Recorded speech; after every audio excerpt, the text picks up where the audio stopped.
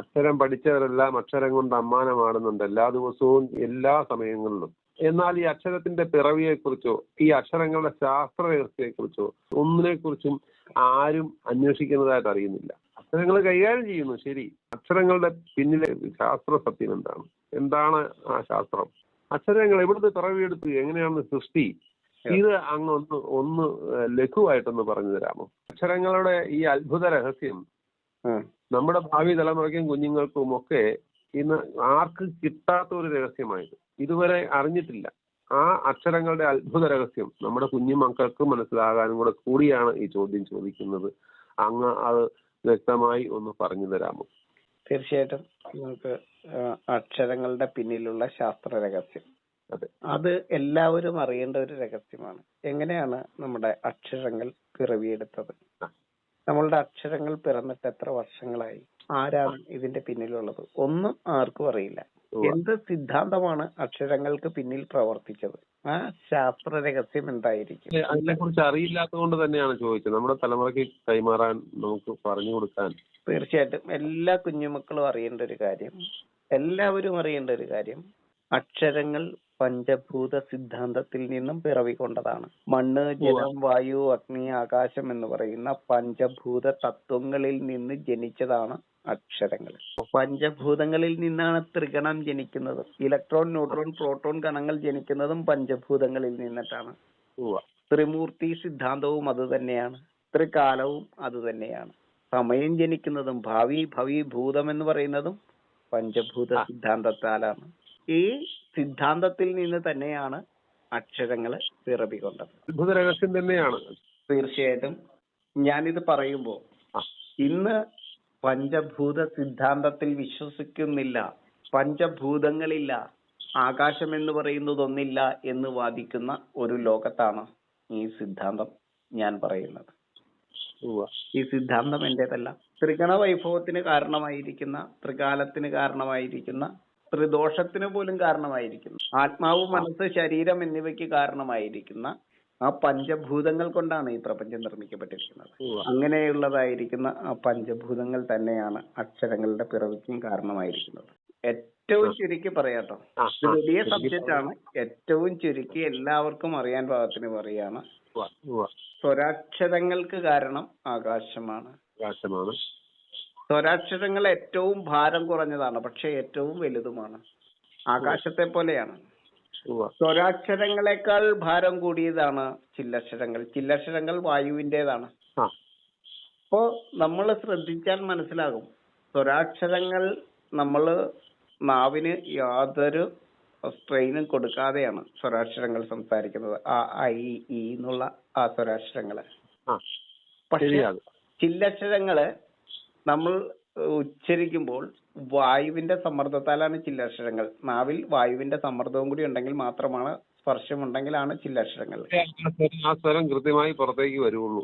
In, ഇൽ, ഇർ, in എന്നൊക്കെ പറയുന്നത് നല്ല പ്രയത്നമുണ്ട്. അതെ, ആകാശത്തെക്കാൾ ഭാരം കൂടിയതാണ് വായുവിന്. അതുപോലെയാണ് ആകാശത്തെക്കാൾ, സ്വരാക്ഷരങ്ങളെക്കാൾ ഭാരം കൂടിയതാണ് ചില്ലക്ഷരം. സ്വരാക്ഷരങ്ങളുടെ പ്രതീകമായിട്ട് ആകാശത്തെയും ചില്ലക്ഷരങ്ങളുടെ പ്രതീകമായിട്ട് വായുവിനെയും കണക്കാക്കാം. ഇനി വ്യഞ്ജനാക്ഷരങ്ങൾ. വ്യഞ്ജനം മണ്ണാകുന്നു. വ്യഞ്ജനപതി 2 മാത്രയുള്ള ആ ഗുരു എന്ന് പറയുന്ന ഈ വ്യഞ്ജനപതി എന്ന് പറയുന്നത് മണ്ണാണ്. ഈ മണ്ണ് പോലെ തന്നെ വളരെ ഭാരം കൂടിയതാണ് എന്ത്? വ്യഞ്ജനാക്ഷരങ്ങൾക്ക്.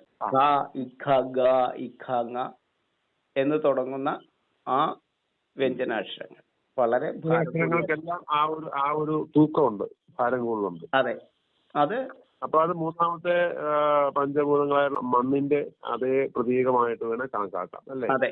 അപ്പൊ സ്വരാക്ഷരങ്ങൾ ആകാശത്തെയും, അതിനേക്കാൾ ഭാരം കൂടിയ ചില്ലക്ഷരങ്ങൾ വായുവിനെയും, അതിനേക്കാൾ ഭാരം കൂടിയ വ്യഞ്ജനാക്ഷരങ്ങൾ മണ്ണിനെയും പ്രതിനിധീകരിക്കുന്നു. പഞ്ചഭൂതങ്ങളിൽ പിന്നെ എന്തൊക്കെയുണ്ട്? അഗ്നിയുമുണ്ട്, ജലവുമുണ്ട്.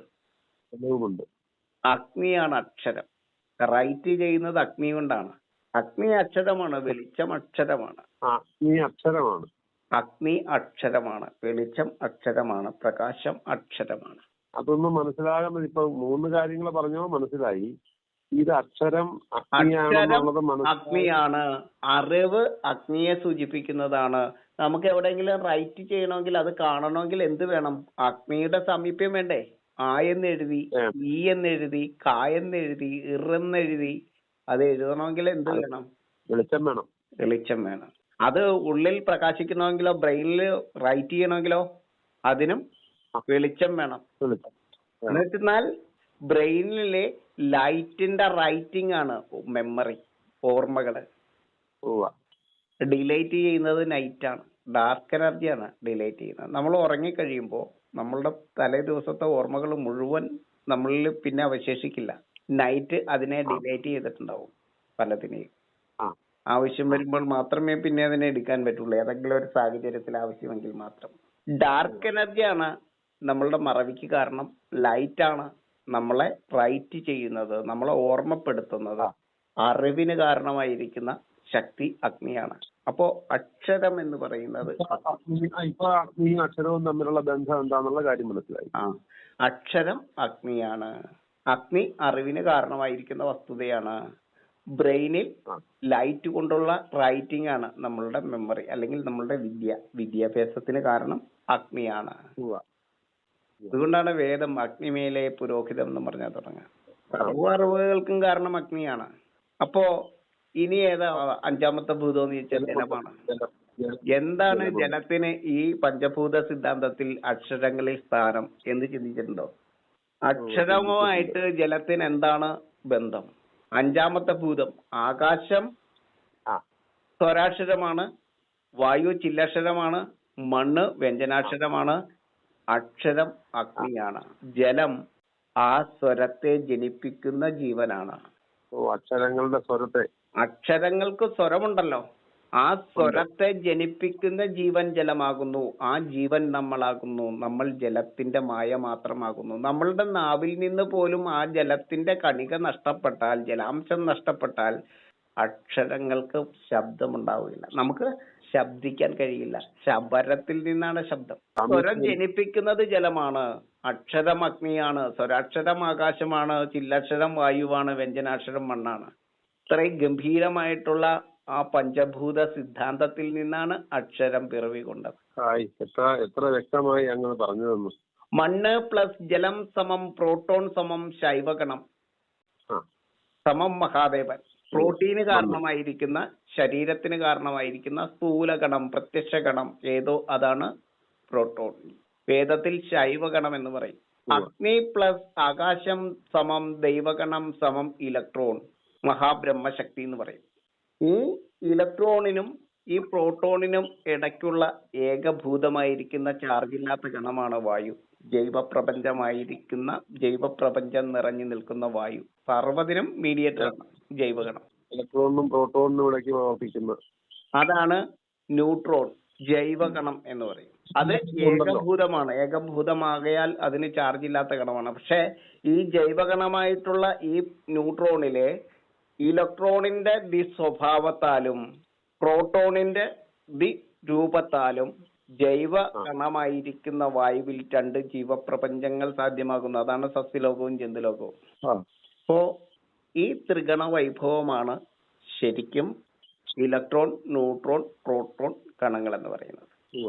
ഈ ത്രിഗണ വൈഭവമാണ് പിനാകം എന്ന് പറയുന്ന ഈ ഭൂമിയുടെ വൈഭവമായിരിക്കുന്ന തൃശൂലി ത്രിഗണ വൈഭവത്തെയാണ്. ഈ പ്രോട്ടോൺ, ഇലക്ട്രോൺ, ന്യൂട്രോൺ കണങ്ങൾ ചേരുമ്പോഴാണ് പരമാണുവിന്റെ ഏറ്റവും ഭീമനായിരിക്കുന്ന ഭൂമി എന്ന് പറയുന്ന, അല്ലെങ്കിൽ പരമശിവം എന്ന് പറയുന്ന അവസ്ഥയിലേക്ക് എത്തുന്നത്. അപ്പൊ പരമശിവന്റെ അടയാളം എന്ന് പറഞ്ഞാൽ ത്രിശൂലധാരിയാണ്.